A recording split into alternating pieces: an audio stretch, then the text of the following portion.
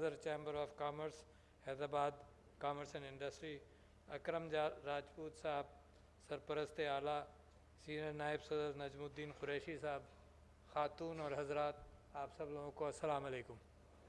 میرے لیے تو بڑی خوشی کی بات ہے کہ چیمبر کے افراد کے ساتھ میں آج یہاں ایک نشست میں شرکت کر رہا ہوں، اور اس کی وجہ یہ ہے کہ جب بھی ملک کی ترقی کے متعلق سوچا جاتا ہے تو یہی چیمبرز اور یہی تاجر اور یہی کامرس کرنے والے اور یہی انڈسٹریز کی طرف توجہ جاتی ہے۔ جب سے پاکستان بنا ہے، جب سے یہ کوششیں جاری ہیں کہ پروموٹ کیا جائے انڈسٹری کو، اور میں اور آپ واقف ہیں، اور جتنی باتیں آپ نے کی اتنی ہی باتیں یہ سب لوگ اور بھی اس کے اندر اضافہ کر سکتے ہیں۔ اگر ہر ایک کو موقع ملے تو سب کوئی نہ کوئی اس بات میں غم کا اظہار کرے گا کہ ملک کے اندر یہ جو ترقی ہونی تھی وہ نہیں ہوئی۔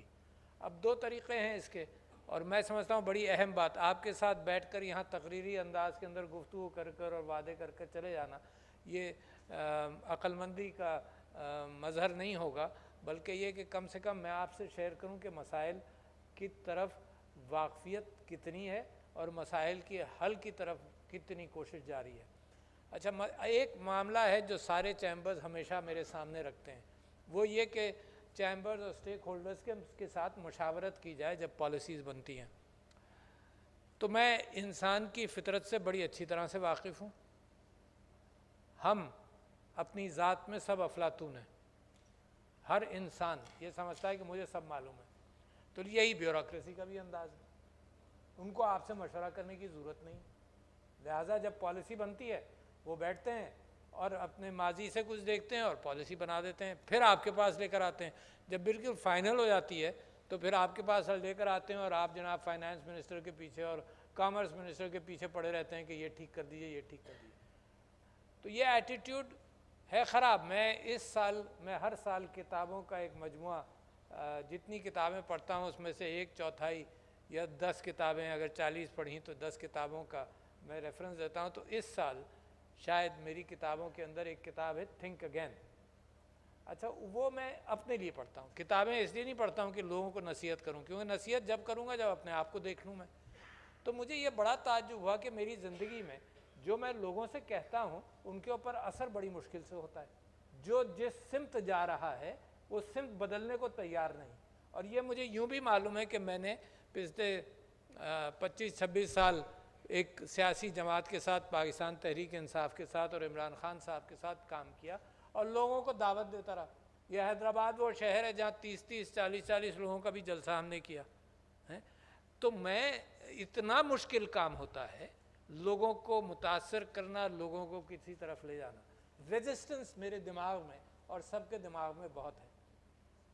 تو جب میں نے تھنک اگین پڑھی تو میں اپنے لیے تلاش کر رہا تھا کہ کیوں یہ ریزسٹنس ہے۔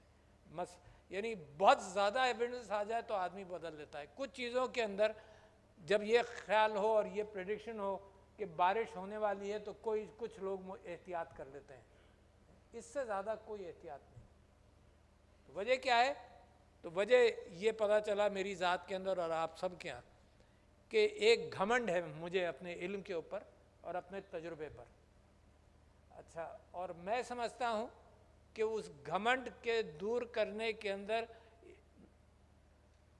علم کے اعتبار سے اگر انکساری ہو کہ نہیں مجھے چاہیے، کوئی کام کرنے جاؤں تو 10 آدمیوں کا مشورہ کر لوں، تو جب تک میری انکساری میرے دماغ پر سوار نہیں ہوگی تو میں مشورہ کرنے میں بھی اپنی بے عزتی سمجھوں گا، اور ایک بے عزتی سمجھوں گا اور ایک گھمنڈ ہوگا کہ ضرورت بھی نہیں ہے مجھے، میں تو جانتا ہوں۔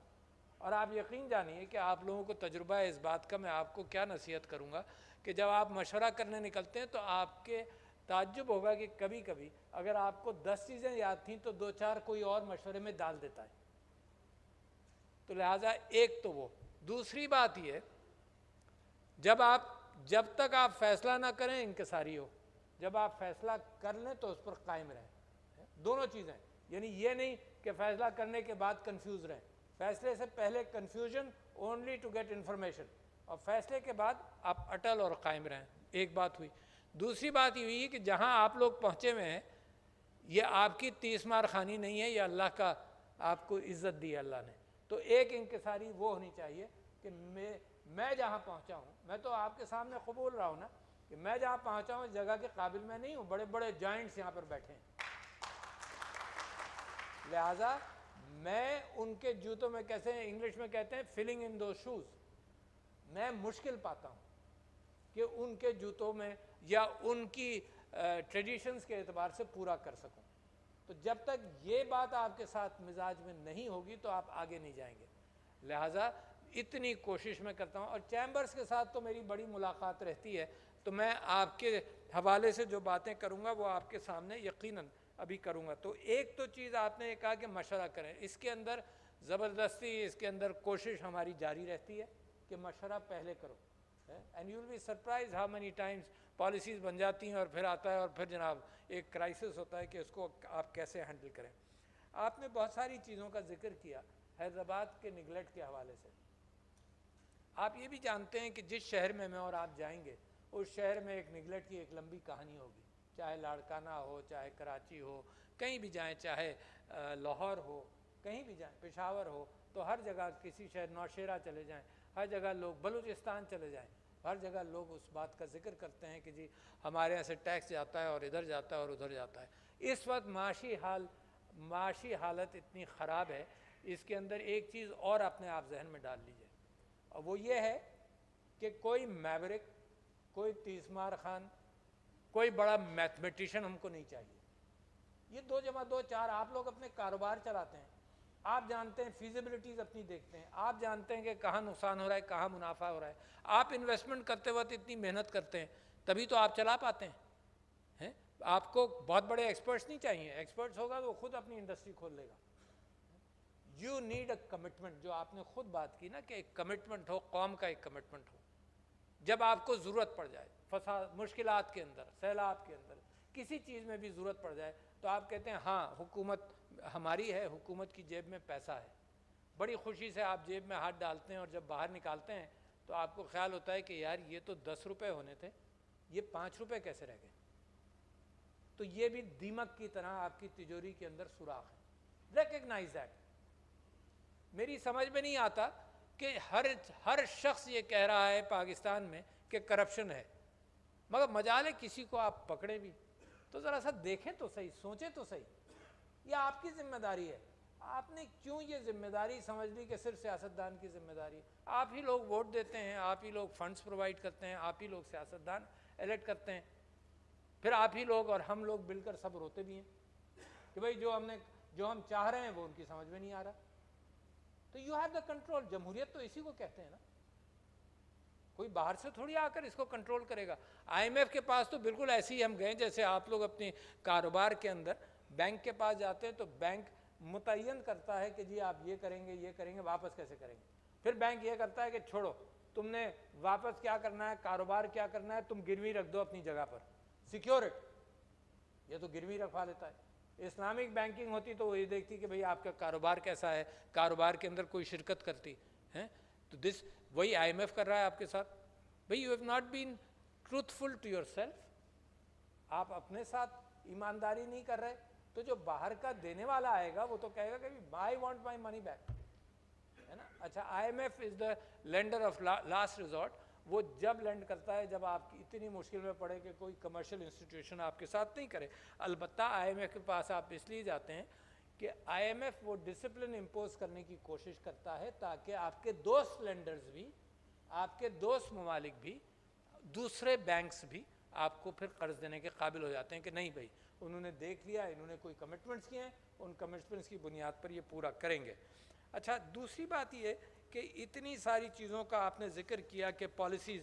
اچھا، میں تو یہ سمجھتا ہوں کہ اب بہت سارے تھنک ٹینکس میں جاتا رہتا ہوں، سب لوگ کہتے ہیں کہ اچھی پالیسی بنائیں، اور میں یہ جانتا ہوں کہ پاکستان کے حل کے اعتبار سے اگر میں آپ لوگوں کو پرچہ دوں تو ہر ایک 10 ایشوز لکھ دے گا، جس میں سے 7-8 تو کامن ہوں گے پوری محفل کے اندر. تو یہ پالیسیز کا معاملہ ہے یا کرنے والوں کا معاملہ ہے؟ یعنی جہاں تھنک ٹینکس ہیں، میں اب مستقل یہ کہتا ہوں وہاں کام کرنے والے تھنک ٹینکس یا ڈوئر ٹینکس ہونے چاہیے.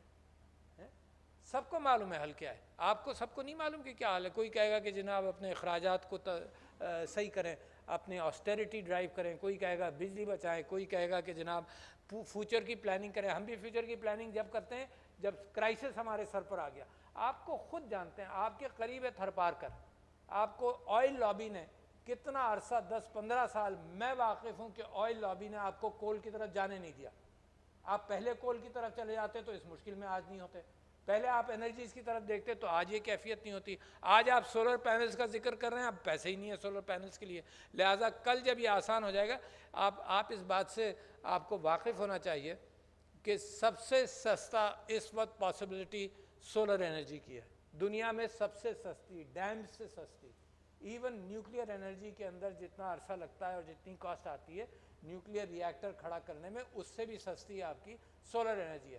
میرا خیال یہ ہے، ایگزیکٹ فگر مجھے یاد نہیں، کہ 7 منٹ کے اندر یا 7 سیکنڈ کے اندر سورج سے اتنی روشنی دنیا پر آتی ہے کہ انسان کی یہ جو انرجی کی ہماری خواہش ہے یہ پوری ہو سکتی ہے. اتنی انرجی وافر ہے. تو ہم تو ایبنڈنس کی دنیا کی طرف دنیا جا رہی ہے. کون کون سی ایبنڈنس؟ ایک سولر انرجی ایبنڈنس.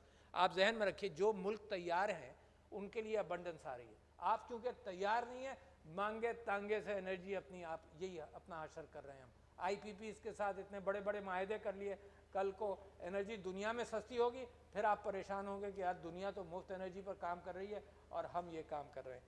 تو ایبنڈنس کا زمانہ ہے. میں دوسری بات آپ سے کروں، ذرا سوچئے دنیا کدھر جا رہی ہے اور آپ کدھر جا رہے ہیں. کل پرسوں میں نے اخبار میں یہ پڑھا کہ ہندوستان $70 بلین کا ڈیفنس کا بجٹ ہے.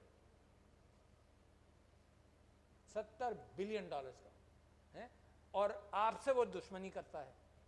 یہ تو کہیے کہ آپ کے اکابرین کو، اور انکلوڈنگ مسٹر ذوالفقار علی بھٹو، کہ جنہوں نے نیوکلیئر انرجی کی طرف توجہ دی، تو آپ کو یہ 40-50 سال کا ایک امبریلا مل گیا کہ آپ کے اوپر کوئی دشمن آنکھ اٹھا کر نہ دیکھ سکے.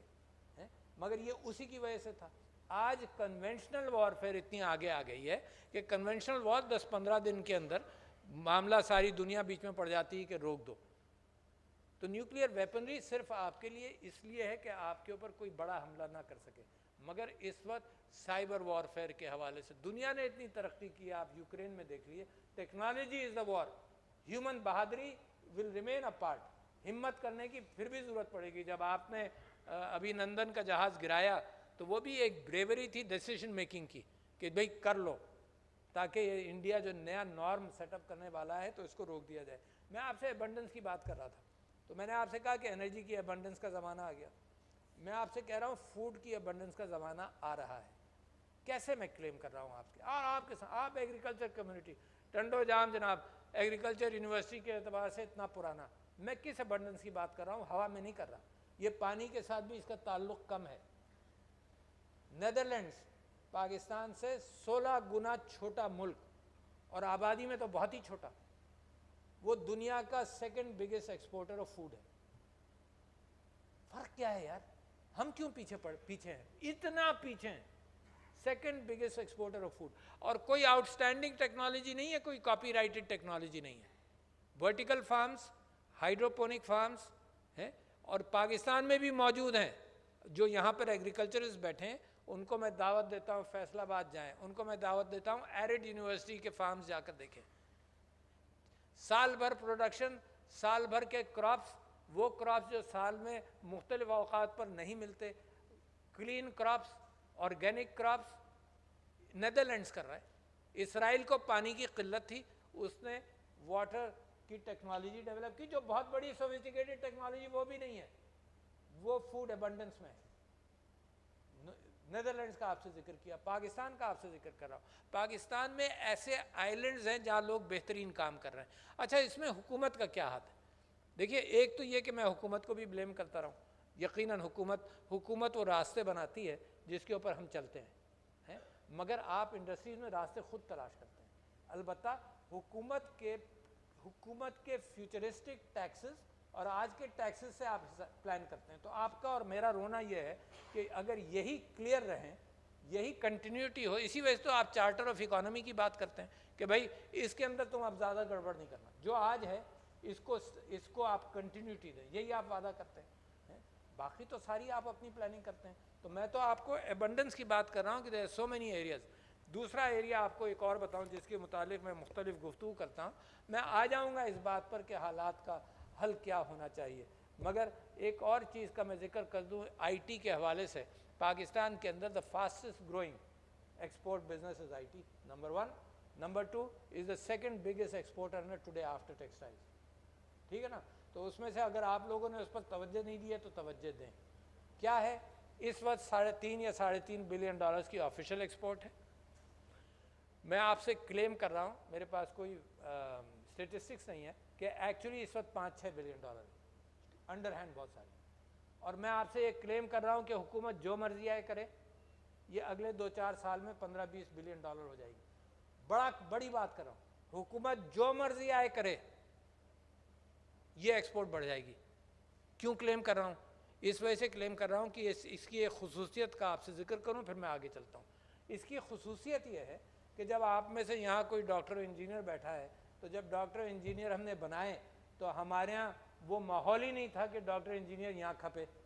تو ہم نے اتنے سارے بھیجے. غریب ملک, مجھے ڈاکٹر بنایا, غریب ملک. آج کل ڈاکٹرز کی قلت ہمیشہ رہی اور ہم نے ایکسپورٹ کر دیا ان کو باہر. انجینئرز کی قلت رہی, ہم نے ایکسپورٹ کر دیا. ایک ڈیلیگیشن ابھی امریکہ سے آنے والا ہے, امریکہ میں انجینئرز کی قلت ہے, ہم بے چین ہوں گے کہ ایکسپورٹ کر دیں. نرسز کی قلت ہے, ہمیں 9 لاکھ نرسز چاہیے, 2 لاکھ ہیں, مگر ہر ایمبیسڈر جو باہر جاتا ہے مڈل ایسٹ میں مجھے آ کر کہتا ہے جی ہم نرسز ایکسپورٹ کرنا چاہتے ہیں. یار ہمیں ضرورت ہے بھائی. تو ہم اپنا ہیومن ریسورس جو ہے وہ باہر بڑے مزے سے بھیج رہے ہیں, کیونکہ ہمارے ہاں تو کوئی کام دھندہ ہے نہیں, یہ لمیٹڈ ہے. تو اسی طرح سے میں آپ کے سامنے یہ بات کر رہا ہوں کہ I T is the only field جس میں میری بہن گھر بیٹھ کر اپنا کام کر سکتی ہے, اور یہاں کے اسٹرکچرز کی ضرورت نہیں, یہاں کے اسپتال کی ضرورت نہیں, یہاں کی انڈسٹری کی ضرورت نہیں. دنیا کی انڈسٹری میں وہ فٹ ان ہوگی. اور کیسے فٹ ان ہوگی؟ صرف انٹرنیٹ کے ذریعے. So therefore keep on producing the human resource. دنیا تیار ہے ان کو ایکسیپٹ کرنے کے لیے, آج دنیا تیار ہے ان کو تنخواہیں دینے کے لیے. یہ فار سم پیپل جن کو یاد نہ ہو, prime ministers digital skills programme شروع کیا عمران خان صاحب کی حکومت نے, اور ابھی بھی چل رہا ہے, اور اس کے اندر 24 لاکھ بچوں نے وہ پروگرام کیا. اور آپ کو معلوم ہے اس کے ٹاپ 10 یا 15 لوگوں کی میں نے فہرست منگائی 2021 کے اندر. اس میں سے جو ہائی ارنرس ہیں, کسی کا تعلق کسی بڑی فیملی سے نہیں تھا, کوئی ٹانک کا تھا, کوئی شیگر کا تھا, کوئی کہاں کا تھا. more than $100,000 a year they've started making. بڑی بات. تو لہٰذا آپ جو بزنس مین ہیں اپنی آنکھیں اس طرف بھی کھولیں جو سب سے تیز رفتار ٹرین ہے دنیا میں. اس کے اندر you are not dependent your own countries states, you are going beyond, you are going out. اور دوسری بات before I come back to any other thing, یہ خاتون بیٹھی ہیں, پتہ نہیں ان کا چیمبر سے تعلق ہے نہیں ہے. آپ نے کیا تہیہ کر لیا ہے کہ عورتوں کو کاروبار میں شامل نہیں کرنا؟ یعنی مذہب نے آپ کو کہا. اگر مذہب کے اعتبار سے آپ کے ذہن میں یہ بات ہے تو غلط ہے, کیونکہ Bibi Khadija was a business woman. کیا وجہ کیا ہے؟ قائد اعظم کہتے کہتے چل بس ہے کہ اگر عورت کو انوالو نہیں کرو گے معیشت کے اندر تو وہ قوم ترقی نہیں کر سکتی. کس کا پرسکرپشن چاہیے؟ دنیا کی اسٹیٹسٹکس یہی کہتی ہے کہ 50% of your population, of course we want them to make a home, کوئی اس سے انکار نہیں کر رہا, مگر کہیں نہیں ہے. تو لہٰذا اس کو بھی بھول جائیے کہ unless you accommodate, unless you welcome, encourage women in society, یہ قوم ترقی آہستہ کرے گی. جیسے تعلیم کے اندر, یہ ایک اور فگر آپ کو دوں, ذرا سا آپ سوچئے تو صحیح نا, مطلب کیا ہو رہا ہے. صرف میں اپنے کاروبار کا بھی سوچوں, ادھر ادھر بھی دیکھوں کیا ہو رہا ہے. انڈیا میں 100% بچے پرائمری اسکول میں جاتے ہیں. 100% میرے بھائی جو مقابلہ کرتے ہیں انڈیا کے ساتھ, کب سے جا رہے ہیں. سری لنکا میں 98% children go to primary schools. Bangladesh میں 99% children go to primary schools. آپ کے یہاں 68% گو ٹو پرائمری اسکولز. ذرا دیکھو تو صحیح تماشا کیا ہو رہا ہے آپ کے ساتھ. پھر آپ کو لوگ نہیں ملتے, پھر آپ کی ساری معیشت ان ایلیٹ پر چلے گی جو یہاں بیٹھی ہوئی ہے. یہ ایلیٹ تو بہت چھوٹی ہے, باقی سارے لوگوں کو ان پڑھ, جاہل, آپ نے راستہ ہی نہیں دیا. یا تو وہ مزدور بنے گا یا چھوٹی سی سکلز اختیار کر لے گا, کوئی ڈرائیور بن جائے گا, کوئی اور بن جائے گا. دیکھو تو صحیح بیٹا, بچوں معاشرے میں ہو کیا رہا ہے, بڑوں بزرگوں معاشرے میں ہو کیا رہا ہے, کون ذمہ دار ہے؟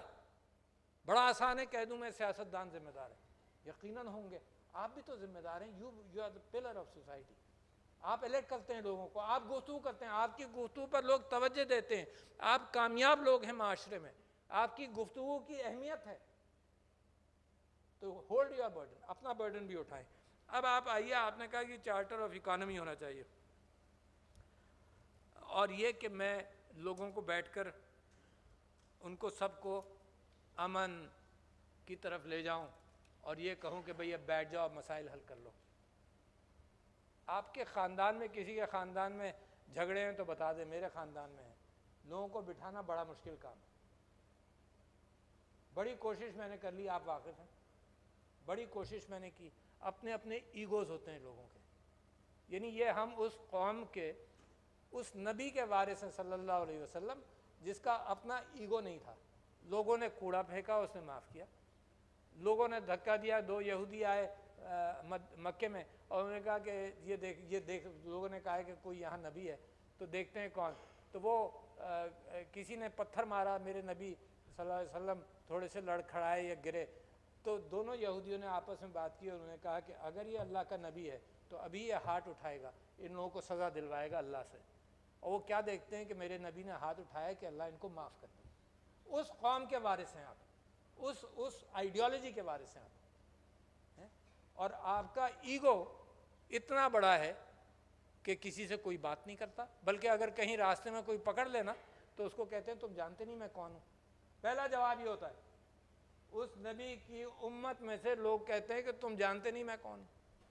لہٰذا جب میں بٹھانے کی کوشش کرتا ہوں تو یہ ڈائلاگ مجھے نہیں ملتا, مگر اس سے ملتے جلتے ہی ملتے ہیں. لوگ بیٹھنے کو تیار نہیں ہوتے جب منافرتیں بڑھ جائیں.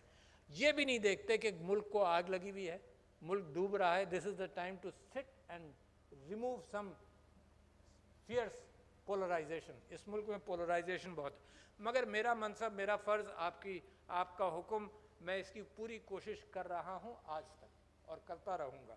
دوسری بات میں آپ سے یہ کہنا چاہتا ہوں کہ جہاں آپ چارٹر آف اکانومی کی بات کرتے ہیں نا, there is a charter of social promises, there is a charter of بھوک اینڈ غربت, there is a charter of مہنگائی. اچھا, سب کچھ اکانومی سے بھی ریلیٹڈ ہے مگر ایک کمٹمنٹ کے ساتھ ریلیٹڈ ہے. چائنا نے, اور اس کمٹمنٹ کی آپ سے آگاہی کروں, چائنا نے فورن اکانومی پر توجہ کم دی. جب وہ کمیونزم سے نکلا تو چائنا نے صحت اور تعلیم پر توجہ دی, اور 10 سال کے اندر قوم بدل گئی. کیوں؟ جو 5ویں میں ہے وہ کاروبار میں شامل ہو گیا. 10 سال میں قوم بدل گئی. صحت کا خیال کر لیا, now they have a human resource. اس وقت ہیومن ریسورس کی دنیا میں اتنی بھوک ہے آپ کو بتا نہیں سکتا. ہر طرف سے یہ ڈیمانڈ ہے کہ بھئی پاکستان از دا 5th largest country of the world, ہمیں دماغ چاہیے. ہم دماغ پروڈیوس نہیں کر رہے. ہمارا یعنی another figure, یہ آئی ٹی کے اندر ہم 26-27 ہزار لوگ پروڈیوس کرتے ہیں سال میں, جس سے آپ مقابلہ کر رہے ہیں انڈیا کتنے کرتا ہے؟ 9 لاکھ. ذرا ہوش میں آئے. سندھ کے اندر اگر تعلیم کا حال خراب ہے تو آپ اور میں ذمہ دار. پنجاب کے اندر اگر تعلیم کا حال خراب ہے تو پنجاب کے رہائشی ذمہ دار. تو لہٰذا ہیومن ریسورس, آج کل کی دنیا نیچرل ریسورسز پر نہیں ہے, ہیومن ریسورس پر ہے. اور اس وقت آپ دیکھ لیجئے کہ نیچرل ریسورسز نائجیریا میں بہت تیل, مگر کرپشن بھی بہت, لہٰذا وہاں ترقی نہیں ہو رہی. ملک تباہ ہو جاتے ہیں, جرمنی, جاپان, اور ہیومن ریسورس سے بن جاتے ہیں چند سالوں کے اندر. تو ہیومن ریسورس, اس پر آپ توجہ دیں تو میں سمجھتا ہوں things can change very fast. اب آ جاتا ہوں میں اس بات پر آخر میں کہ آپ نے سیکرٹریز اور بیوروکریسی کی طرف ایک اور بات کا ذکر کیا, اور آپ نے یہ کہا کہ سیکرٹری ادھر سے ادھر جاتا ہے اور وہ وہی ہر چیز کا اسپیشلسٹ بن جاتا ہے. لہٰذا آپ اس سے بات ہی کرتے رہتے ہیں کہ بھئی یہ کرو, جب تک آپ کی کوئی بات سمجھتا ہے وہ ٹرانسفر ہو کر دوسری جگہ جا چکا ہوتا ہے.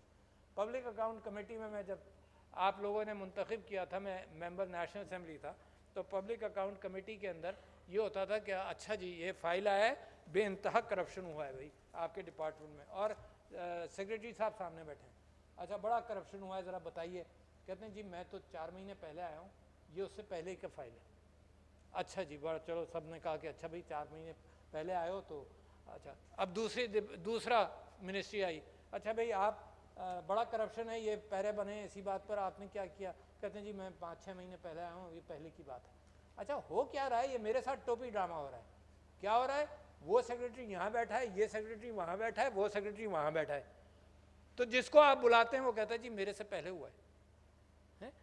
تو یہ بھی ایک فائدہ ہے اس کے اندر کہ سیکریٹریز کو آپ جانتے نہیں، مطلب ایس ایچ او نے خراب کام کیا، اس کو ٹرانسفر کر دیا کہیں اور. اٹس ٹپیکل، کسی کے خلاف ایکشن کوئی نہیں ہوتا، ٹرانسفر ہو جاتا ہے. ٹرانسفر کے کبھی وہ پیسے دیتا ہے کبھی نہیں دیتا، مگر یہ اس کا ٹرانسفر ہو جاتا ہے. تو لہٰذا میں سمجھتا ہوں کہ ایک تو حکومت کو چاہیے، یقیناً پرانی گفتگو ہے یہ، تو ہر ریفارم کی ضرورت ہے. ریفارمز کے فائل پڑے ہوئے میرے خیال سے، بڑے بڑے کمرے بھرے ہوئے ریفارمز کے پروجیکٹس کے ساتھ، مشوروں کے ساتھ. کرنے والے نہیں ملتے. کرنے والے کیوں نہیں ملتے؟ کرنے والے 4 پلرز ہیں پاکستان میں، آپ سوچ لیجئے. ایک پلر جوڈیشری کا ہے، ان کرنے والوں کے اعتبار سے تاریخ کوئی بہت اچھی نہیں ہے. جسٹس منیر کا فیصلہ آپ کے سامنے، ریکو ڈک کا فیصلہ آپ کے سامنے. یعنی کیا کرایا ہم نے کچھ نہیں، $10 ارب کا ہم نے جرمانہ بھر دیا، بھر رہے ہیں. ٹھیک ہے جی. پاکستان اسٹیل مل کو پرائیویٹائز کرنا تھا، نہیں کیا، اربوں روپے ہم ہر مہینے دیتے ہیں. اس کے بعد آپ آ جائیے لیجسلیٹر پر. لیجسلیچر جو نیب کے حوالے سے جو حشر ہوا، جو میں نے بل سائن نہیں کیا، لیجسلیچر بھی ایسے ہی کام کر رہی ہے جیسے سارے پاکستان کے چاروں پلرز کر رہے ہیں. اس کے ساتھ ساتھ آپ ایگزیکٹو پر آ جائیے، وہاں بھی یہی حال ہے. باقی ہر پلر کے اندر کہیں نہ کہیں دیمک لگی ہوئی. اور آج کل میں آپ بھائیوں آپ سے بڑی اہم بات کر رہا ہوں، کانسٹیٹیوشن پر ایک اٹیک ہے. اور میں نے مثال یہ دی کہ دیکھو انتخابات بے انتہا ضروری. جب بھی ہم نے وہ زمانہ دیکھا کہ کسی وجہ سے انتخابات ملتوی ہوئے، تو جس شخص نے آ کر یہ کہا کہ 90 دن میں انتخابات ہوں گے، اس کو بھی 10 سال 90 دن تک کھینچ لیے اس نے. 10 سال یاد ہے نا آپ کو؟ بھولے نہیں؟ یاد ہے. اچھا، اور اس نے ایک سیاستدان کو سولی پر بھی لٹکایا. جس ملک میں آپ یہ دیکھیں کہ انتخابات ملتوی ہوتے ہیں، وہاں کا معاملہ جمہوریت سے پھر فارغ ہو جاتا ہے. بہانہ صحیح ہوگا کہیں، مگر نہیں ہوئے. اور اس بہانے کے اعتبار سے میں نے جب چیف الیکشن کمشنر کو خط لکھا تو اس کے اندر میں نے 2 بڑی کلیئر مثال دی. میں نے کہا کہ جمہوریتیں جب مضبوط ہوتی ہیں نا، اس کی مثال سن لو. امریکہ کے اندر 1812 میں امریکہ نے برطانیہ کے اوپر جنگ کا اعلان کیا. شروع ہو گئی جنگ. اسی جنگ کے اندر پورا واشنگٹن جلایا گیا، وائٹ ہاؤس جلا، کانگریس بلڈنگ جلائی گئی، سب کچھ. مگر انتخابات نومبر میں ہوئے. لوگوں نے کہا کہ جنگ ہے، انہوں نے کہا جی انتخابات ضرور ہوں گے. اسی امریکہ میں 1864 میں ابراہم لنکن نے سلیوری ختم کی. انتخابات تھے نومبر میں. جولائی میں طے کرنا تھا. لوگوں نے کہا کہ انتخابات کرو گے نہ تم الیکٹ ہوگے اور نہ انتخابات ہو سکتے ہیں. اس نے کہا میں تو ہوں ہی جمہوریت کی وجہ سے نہ الیکٹ ہوں، مگر انتخابات ہوں گے. کیونکہ اگر انتخابات نہیں ہوئے تو یہ جو دہشت گرد ہیں، جو ریبلز، اس نے لفظ استعمال کیا جو زمانے میں ٹیررسٹ کا لفظ نہیں تھا، اس نے کہا یہ جو ریبلز ہیں ان کی تو جیت ہو گئی کہ انہوں نے میری جمہوریت کو ختم کر دیا. تو میں آپ کے سامنے کہتا ہوں کہ قانون اور آئین کی پاسداری، آپ لوگ یہاں پر وہ بیٹھے ہیں جنہوں نے MRD تحریک بعد میں دیکھی ہے، to bring back the constitution. کتنی قربانیاں آپ نے دی. So this is the time to make sure کہ آئین کی پاسداری رکھیں، ورنہ بہت بڑا رسک ہے. میں یہاں ممالک کے نام نہیں لے سکتا کیونکہ میں یہاں ریپریزنٹ کر رہا ہوں حکومت، یعنی اسٹیٹ آف پاکستان کو. اگر ممالک کے نام لوں تو وہ انفارچونیٹ بات ہو جائے گی، مگر میں نے بہت سارے ممالک کے اندر یہ دیکھا کہ انتخابات گئے تو پھر وہ جیل میں ڈالے گئے، سب کے سب ٹرائلز بھی ہوئے، وہ جیل میں مر بھی گئے. تو لہٰذا میں آپ کے پاس ایک ذمہ داری چھوڑ کر جاؤں. میں آپ سے وعدہ کرتا ہوں کہ پاکستان ایک ترقی یافتہ ملک ہے، اس 5ویں بڑی قوم دنیا کی. اس دنیا میں جہاں دماغ کی اور عقل اب بھاری ہو گئی ہے. آئل ویلتھ سے کہیں زیادہ IT ویلتھ بن گئی ہے، آئل ویلتھ سے کہیں زیادہ. اور صرف IT ویلتھ نہیں، Amazon was a supplier of goods, آپ کی طرح تاجر تھا، ہے نا. تو آئل ویلتھ سے کہیں زیادہ انٹلیکچوئل نالج جو ہے اس کی اہمیت ہے. اور اس انٹلیکچوئل نالج کا مین را مٹیریل انسان کا دماغ ہے. لہٰذا ہم اگر صرف تعلیم دیں، 8-10 سال کی کہانی سے زیادہ بڑی نہیں ہے.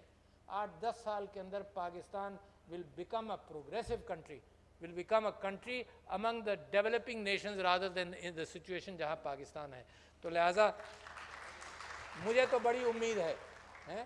یہ کرائسیز ہیں، یہ وقتی کرائسیز ہیں، مگر یہ کرائسیز ڈیمانڈ کرتے ہیں کہ ایکشن صحیح ہو. یہ کرائسیز یہ نہیں ڈیمانڈ کرتے کہ میں اپنا شتر مرغ کی طرح چھپا لوں. آج میرے پاس کچھ پیسے آ جائیں IMF کی وجہ سے تو میں چیزوں کو ٹال دوں. یہ کرائسس آف ایگزسٹنس ہے. Major decisions have to be made. جس راستے پر ہم چل رہے ہیں اس راستے نے بتا دیا یہ راستہ صحیح نہیں.